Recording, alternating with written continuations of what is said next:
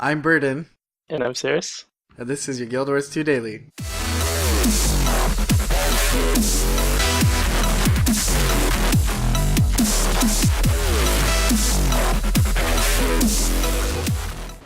Hey everyone, thanks for joining me and Seras as we do our first GW2 Daily ever. Basically, it's like a mini podcast where we are going to think about a certain topic we want to talk about and express our opinions. Maybe it's something happening currently in the game, or something maybe in the future, or it's just something we would like to see being changed in the game. So anyway, we're going to try to do these every day, hence the name, GW2 Daily, and just express some opinions to you guys. Alright, so overall, what did you think of the Tequatl encounter that our internet had put in? All the changes that they put into the Tequatl fight. Awesome. Liked the changes to the fight. They're pretty good. The mechanics are interesting. You actually have to keep on the ball throughout the whole fight. It's easy enough where you can pretty much survive the entire fight if you just pay attention to what's on the ground. You can just jump, dodge the old the poison and stuff, and the waves. But I think the turrets are kind of relying on human people to control those is a bit antsy at times, because you're putting like a lot of the like what's required to succeed on 6 people controlling those turrets. You know, that was one of the funniest things though. When we first went out there to fight Tequatl, was the tidal wave. That had to be one of the most humorous things. Because I remember one of the encounters, there's a few guys like yelling for everyone to stack up. So we would stack up on this guy and the tidal wave would come. And then we would jump over it. Maybe like 5 or 6 other people would jump over it. And then you would see a group of like 40 people just getting shoved back near the turrets. Yeah. It was no one, not no one, but a lot of the people didn't know how to do the tidal wave at first. And it was just, that had to be one of the most humorous things, just seeing people fly back. And you're talking about the turrets, and that kind of goes along the whole lines of like, you hear the argument that this should be instanced or it shouldn't be instanced. And for me, like, in my opinion, I know our opinions differ on this one, but for me, I feel like ArenaNet has shown these are just supposed to be outside bosses where the whole, all these random people come together, and for me, that's kind of like the magic of it. You know what I mean? You don't have like the time to sit back and tell everyone the strategy. Just everyone comes together and does it. And I feel like, yeah, at first, like probably the first week or 2 weeks is going to be pretty bad, just because no one really knows the fight, or not many people do. So like you were saying, you have a lot of people getting on these turrets, and they really don't know what they're supposed to be doing. Like, I would see somebody on the turret just shooting mobs around the turrets, and not even like the poison cleanse. He would just be sitting there shooting mobs around the turret the whole time, and that's not what you're supposed to be doing, And for me, that's the magic. It's just all these random people coming together and figuring it out. Where I know your opinion differs from mine a bit. For me, I don't think it's got 2 weeks in it, because then you've got the next living story content that's going to come up. And a lot of the just people who are showing up now are just going to disappear, and it's going to be a bit sad, because it's a really nice fight. Yeah, but I mean, why do you think they're gonna disappear? Just because it's too challenging? Not so much that it's too challenging, is that it relies on need too many people to know what they're doing to do it. There's a lot of outside factors, whereas you can give it your all and do 110%, be just doing amazing things throughout the whole fight, staying alive, keeping up as many people as you can. But the fact that you can do that for a whole 15 minutes and then just have nothing, you just feel like you're wasting your time the whole time. So I mean, what are the rewards if you do kill it though? Kill it. You've got it's 4 loot chests, each 25%. After you've defended the batteries, you get a chest from it, which can include like a whole bunch of blues, greens, rares. You get some I think you've got the ascended weapons from them, the special sunless variants of them, which are like green and have black smoky things on it when you got them wielded, and the mini pet. You also have the titles as well from doing the achievements, which is nice. I guess I bring that up because that's how I feel. If it does ends up going away, people just not doing it. Honestly, I hope after the event is over, they ends up giving Tequatl a bit of a nerf, just so it's a little more repeatable. But I mean, we were talking about this before with how the loot happens in Guild Wars 2. With, you know, in Guild Wars 2, you get your own personal loot as opposed to getting a whole group loot, and then your whole group shares it and decides who gets that loot. And you're saying how, like when you're in a raid, like take World of Warcraft for example, when you kill something, you see the loot, like you see 4 or 5 epics drop, and then that's you know, given to certain people who need it. And what it made me realize is like all the times, you know, you do these bosses and you get blues and greens, you get kind of angry because it's just like, you know, this is kind of challenging and I'm not getting any loot for it. But it reminds me of when I would go do raiding, how many times I actually did raids and I got absolutely nothing from these raids. Like I don't know if I can't even remember if you get any coin or anything like that. You just wouldn't get anything.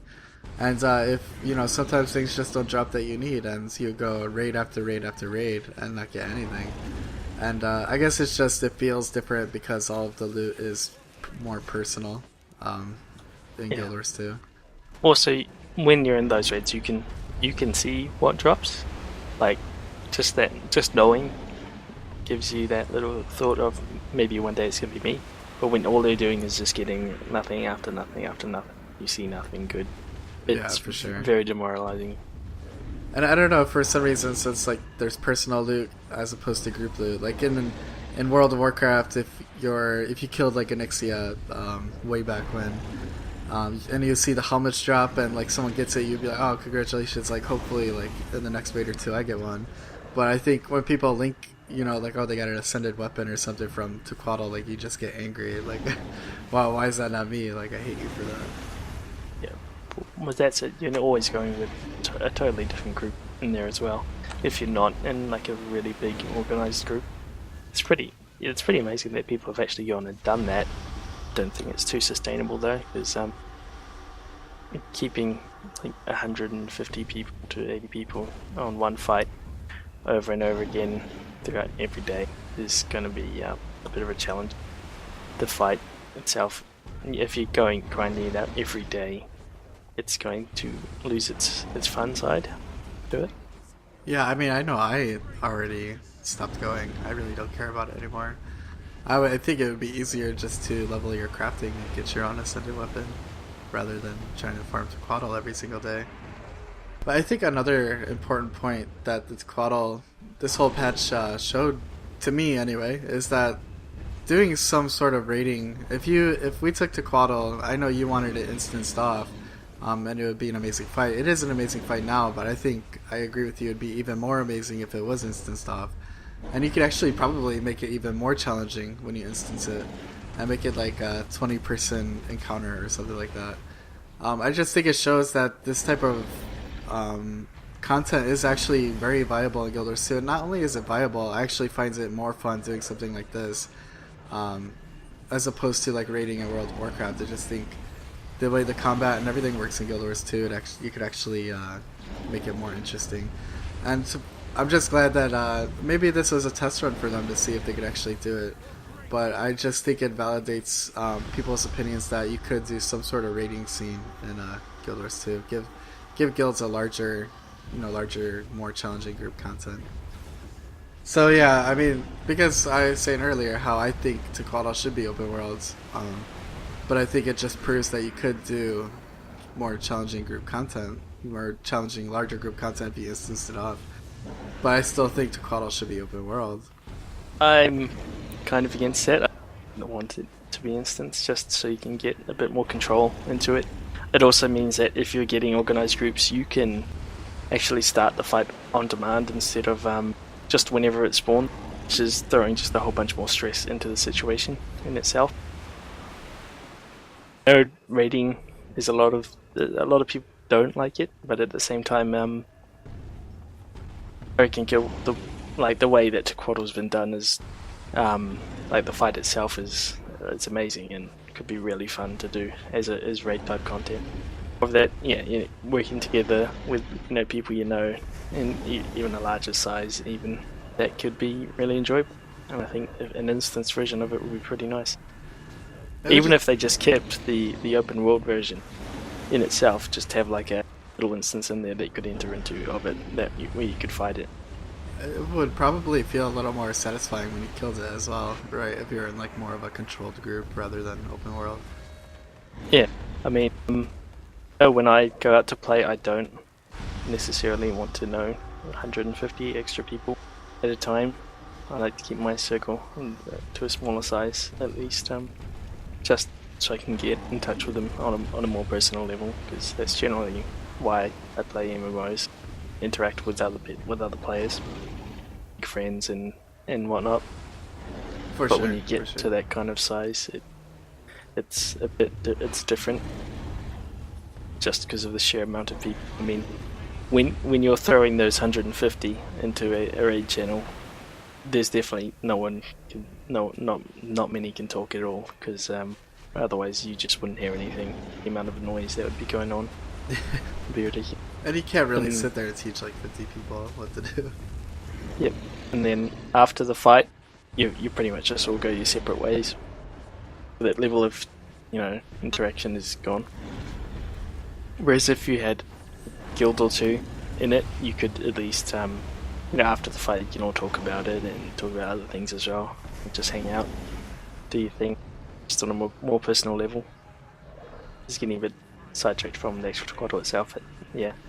But like, I mean, I don't think we're getting too sidetracked from it, because I think Tequatl really opens up that discussion for rating in the future. Or, I mean, you could say rating, but I mean, they have hinted towards it in the past. Chris Whiteside said that they are planning on doing something for a Guild Wars 2 endgame, but it's just going to be like Guild Wars 2 style. So hopefully, for me, hopefully this was like a test run to see if it's actually possible. I think our conclusions are overall the boss fight is really good.